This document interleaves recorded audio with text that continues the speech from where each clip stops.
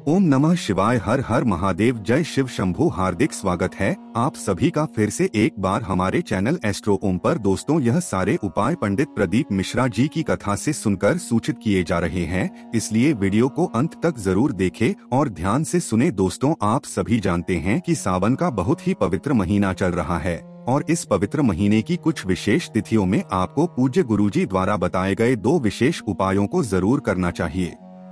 गुरुजी ने कहा कि ये उपाय उन लोगों को करना है जिनके व्यापार में घाटा हो रहा है, या फिर ये उपाय उन लोगों को करना है जो अपनी नौकरी के लिए बहुत मेहनत कर रहे हैं, बहुत प्रयास कर रहे हैं, लेकिन उनकी नौकरी नहीं लग पा रही है। या फिर उन लोगों को ये उपाय करना है जो व्यक्ति कमाने के बहुत सारे प्रयास करते हैं लेकिन वो धन प्राप्त नहीं कर पा रहे हैं। या फिर जिन लोगों के विवाह में विलंब हो रहा है, जिनके जीवन में कर्ज की समस्या है, घर में लड़ाई झगड़ा होता है, तनाव का माहौल रहता है, या फिर कुछ ऐसी विशेष मनोकामना है जो परिपूर्ण नहीं हो पा रही है, तो गुरुजी ने कहा कि इन विशेष तिथियों में आपको ये 2 उपाय जरूर करने चाहिए। तो चलिए जानते हैं उस उपाय के बारे में। लेकिन उससे पहले एक प्रार्थना, अगर आप चैनल पर नए हैं तो कृपया चैनल को अवश्य कर लें। देखिए, आप सभी जानते हैं कि सावन के अब कुछ दिन ही बचे हुए हैं और इन बचे हुए दिनों में आपको ये विशेष उपाय जरूर करना चाहिए। इस वीडियो में हम पूज्य गुरुजी द्वारा बताए गए 2 विशेष उपायों के बारे में बात करेंगे। पहला उपाय उन लोगों को करना है जिनके जीवन में धन प्राप्ति की समस्या लगातार बनी हुई है, या फिर उनकी कोई विशेष मनोकामना है जो पूर्ण नहीं हो पा रही है। तो ऐसे लोग पहला उपाय कर सकते हैं। और दूसरा उपाय उन लोगों को करना है जिनके जीवन में संकट ज्यादा है, समस्याएं बहुत ज्यादा हैं, विवाह समय से नहीं हो पा रहा है, या कोई ना कोई संकट लगातार बना हुआ रहता है। तो दूसरा उपाय वो लोग कर सकते हैं। देखिए, पहला उपाय बताने से पहले सामने स्क्रीन पर आपको एक प्रश्न दिखाया जा रहा है। इसमें आपको बताना है कि वनवास के समय प्रभु श्री राम के साथ कौन थे, भरत जी या फिर लक्ष्मण जी। इनमें से जो भी उत्तर सही है वो आप कमेंट करके जरूर बताइएगा। चलिए अब बात करते हैं गुरुजी द्वारा बताए गए पहले खास उपाय के बारे में। देखिए, इसके लिए आपको सिर्फ एक बेलपत्र ले लेनी है, लेकिन बेलपत्र लेते समय आप ध्यान रखेंगे कि इसकी पत्ती कहीं से भी कटीफी नहीं होनी चाहिए, और बेलपत्र की डंडी के आखिर में जो होती है, यानी जो डंठल होता है, जिसे कहीं कहीं पर गांठ कहते हैं, तो इसको भी आप तोड़कर अलग कर लेंगे। अगर आपके पास बेलपत्र नहीं है तो शिवालय जाकर शिवलिंग के ऊपर चढ़ी हुई बेलपत्र को उठाकर जल से शुद्ध करके फिर आप उसका भी इस्तेमाल कर सकते हैं। फिर इसी के साथ आपको थोड़ा सा शहद ले लेना है, आधे से भी आधा चम्मच शहद ले लीजिएगा। और फिर इसी के साथ आपको ले लेना है थोड़े से काले तिल के दाने। काले तिल के दाने आप 1 चुटकी या 2 चुटकी, जितने भी आपके पास सामर्थ्य हो उतनी आप ले सकते हैं। फिर सबसे आखिर में आपको ले लेना है 1 लोटा जल। लोटा आप तांबे का ले लीजिएगा और इसमें जल आप अपने किचन से लीजिएगा।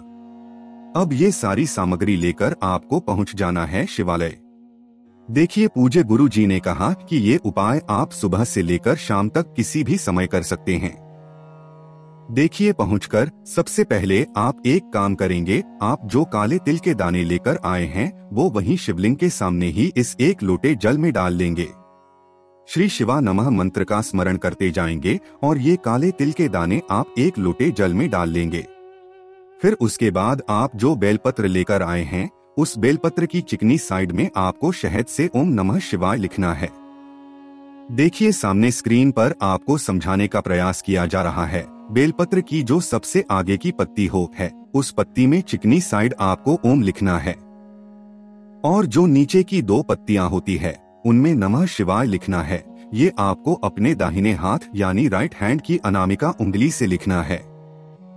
शहद से आप ओम नमः शिवाय लिखकर फिर ये 1 बेलपत्र आप शिवलिंग के ऊपर समर्पित कर देंगे। बेलपत्र की चिकनी साइड का हिस्सा जिस तरफ आपने ओम नमः शिवाय लिखा है वो शिवलिंग में टच करेगा, यानी शिवलिंग में स्पर्श करेगा, और बेलपत्र की डंडी जलाधारी की तरफ रहेगी। बेलपत्र समय आप श्री शिवाय नमस्ते ब्रह्मा मंत्र का स्मरण करेंगे और आपके जीवन में धन प्राप्ति की जो समस्या चल रही है, या फिर व्यापार में जो समस्या चल रही है, या फिर नौकरी में जो बाधा आ रही है, या आपकी कोई विशेष मनोकामना है, तो इन सभी में से जो भी आपकी मनोकामना है उसके लिए आप महादेव से प्रार्थना कर लेंगे और ये एक बेलपत्र आप शिवलिंग में समर्पित कर देंगे। फिर उसके बाद आप जो एक लोटा जल लेकर आए हैं, जिसमें अभी आपने काले तिल के दाने डाले हैं, वो जल आपको इसी बेलपत्र के धीरे धीरे समर्पित करते जाना है और लगातार शिव महापुराण के मूल मंत्र श्री शिवाय नमस्तुभ्यम का स्मरण करते जाना है। गुरुजी ने कहा कि जल आप बिल्कुल धीरे धीरे समर्पित करिएगा। फिर इसके बाद जलाधारी से जो जल नीचे गिर रहा है उसको थोड़ा सा आप अपने हाथ में ले लीजिएगा और अपनी दोनों आंखों के ऊपर यानी अपने दोनों नेत्रों के ऊपर इस जल को लगा लीजिएगा। गुरुजी कहते हैं कि अगर हम इस विशेष उपाय को सावन के किसी भी सोमवार के दिन या किसी भी शनि के दिन करते हैं तो हमारे जीवन की ऐसी कोई मनोकामना नहीं जो महादेव की कृपा से परिपूर्ण ना की जा सके। तो दोस्तों, ये उपाय आपको किसी भी शनिवार के दिन या सोमवार के दिन जरूर करना चाहिए। अब इसके बाद बात करते हैं पूज्य गुरु जी द्वारा बताए गए दूसरे खास उपाय के बारे में। देखिए, इस उपाय के लिए आपको सिर्फ 2 कनेर के पुष्प ले लेने हैं। कनेर के पुष्प आप सभी जानते हैं कि पीले रंग के होते हैं। सामने स्क्रीन पर आपको दिखाया जा रहा है। इन पुष्पों से अभी आपने अधिक मास की अमावस तिथि में भी एक उपाय किया है और अब आपको सावन के बचे हुए सोमवार में या फिर शनिवार में कनेर का ये उपाय जरूर करना चाहिए। देखिए, आप 2 कनेर के पुष्प ले लेंगे और साथ ही साथ 1 लोटा जल ले लेंगे। अब ये दोनों सामग्री लेकर आपको पहुंच जाना है शिवालय।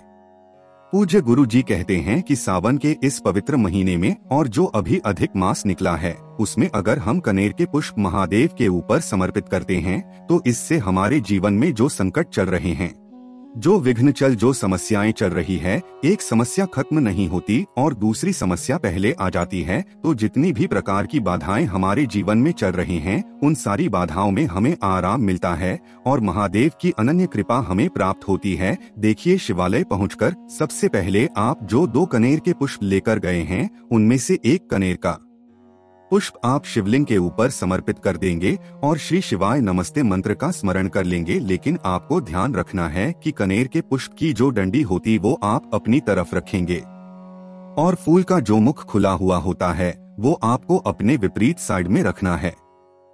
सामने जैसे वीडियो में समझाया जा रहा है, ठीक ऐसे ही कनेर का पुष्प आपको रख देना है। फिर इसके बाद दूसरा पुष्प आपको लेना है और ये आपको माता अशोक सुंदरी वाले स्थान पर रखना है।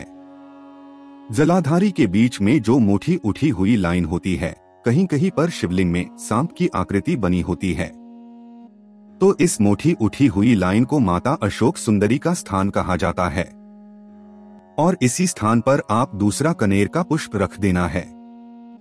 लेकिन इसमें ध्यान रखना है कि जो कनेर के पुष्प की डंडी होगी वो जलाधारी की तरफ होगी और आगे का हिस्सा शिवलिंग की तरफ होगा, जैसा सामने आपको दिखाया जा रहा है। ठीक ऐसे ही आपको समर्पित कर देना है।